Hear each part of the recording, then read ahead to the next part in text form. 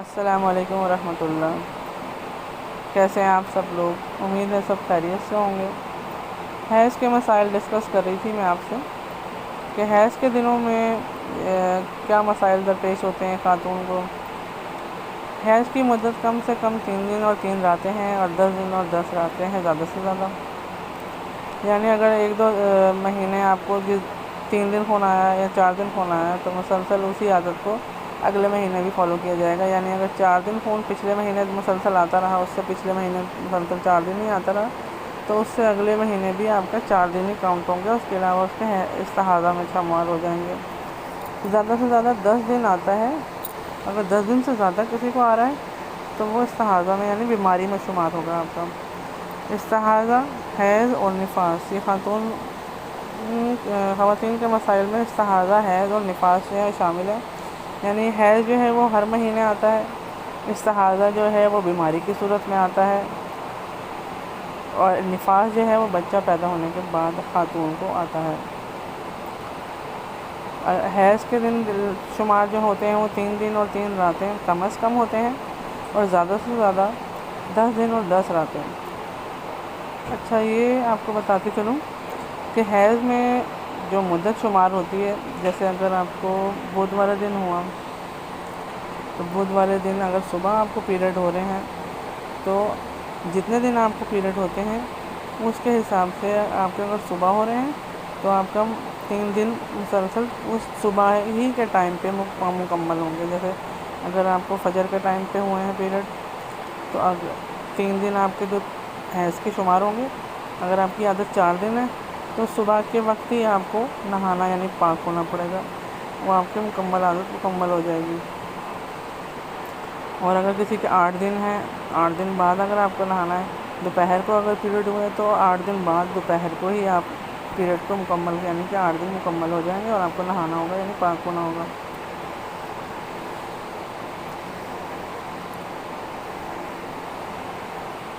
اچھا، اور استحاضہ یعنی کوئی بیماری ہو، کسی کو بیماری کی وجہ سے خون آنا، بیماری کی وجہ سے اگر خون آتا ہے تو اس کو بھی بہت سی خواتین حیض سمجھ بیٹھتی ہیں اور مسلسل نماز نہیں پڑھتی ہیں۔ تو استحاضہ میں یہ ہے کہ اگر آپ کو خون آ رہا ہے تو اس کو آپ یعنی اپنے کپڑے چینج کر کے وضو کر کے نماز پڑھ سکتی ہیں۔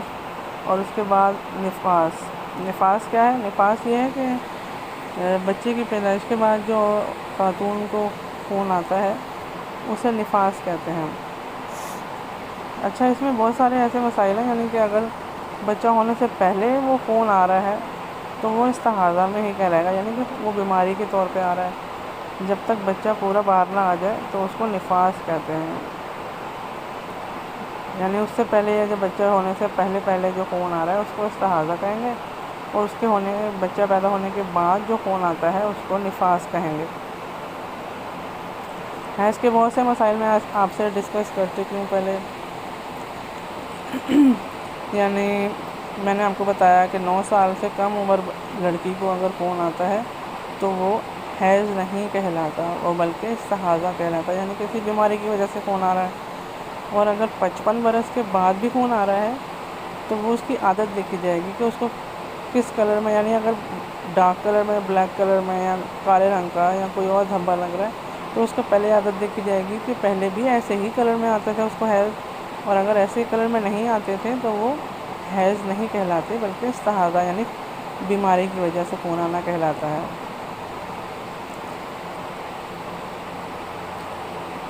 حیض کے احکامات بہت سارے ہیں، یعنی حیض کے زمانے میں نماز پڑھنا، روزہ رکھنا درست نہیں ہے، اور اتنا فرق ہے کہ نماز تو بالکل معاف ہو جاتی ہے، پاک ہونے کے بعد بھی قضا واجب نہیں ہوتی، لیکن روزہ معاف نہیں ہوتا ہے حیض میں، بلکہ پاک ہونے کے بعد آپ کو روزہ رکھنے پڑیں گے قضا کے طور پر۔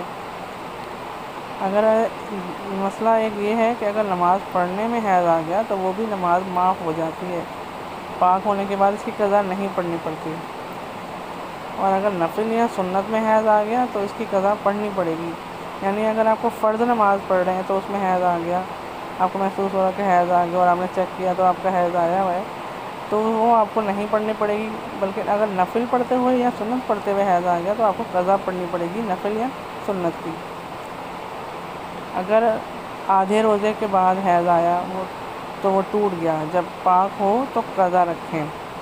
یعنی اگر آدھا روزہ گزر چکا ہمارا، اس کے بعد ہمیں حیض آیا، یعنی پیریڈز ہو گئے ہمیں آدھا روزہ گزرنے کے بعد اور ہمیں حیض آ گیا، تو یعنی ہمارا روزہ تو ٹوٹ گیا، لیکن ہم اسے مکمل پورا کریں گے، کھائیں پیئیں گے نہیں جب تک افطاری نہ ہو جائے، لیکن اس کو قضا رکھنا پڑے گا۔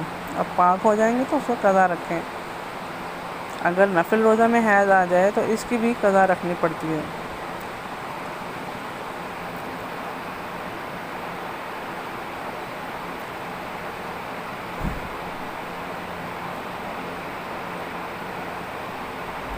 اچھا، مسائل میں اگر نماز میں، اچھا یہ جو حیض کے مسائل ہیں یہ تو بہت زیادہ ہیں۔ اگر کسی نے اور کوئی مسائل پوچھنا ہو تو آپ میرے کمنٹ باکس میں کمنٹ کر کے کوئی سوال پوچھنا ہو تو سوال پوچھ سکتے ہیں۔ جیسے رمضان میں بہت سے خواتین کو مسائل کا سامنا کرنا پڑتا ہے کہ اب میرا جو پیریڈز آ گئے ہیں، روزہ رکھے ہوئے پیریڈ آ گیا ہے، تو اس کا تو میں نے آپ کو بتایا، جیسے اگر آدھا روزہ گزر چکا ہے یا اگر روزہ رکھ لیا تھوڑی دیر بعد بھی اگر آپ کو پیریڈ آ گئے، یعنی 2 گھنٹے بعد یا صبح اٹھنے کے بعد پیریڈ آ رہے ہیں، تو آپ کا روزہ تو نہیں ہوگا، لیکن آپ کو پورا ٹائم گزارنا پڑے گا بغیر کچھ کھائے پیے۔ اس کو آپ توڑیں گے نہیں روزے کو۔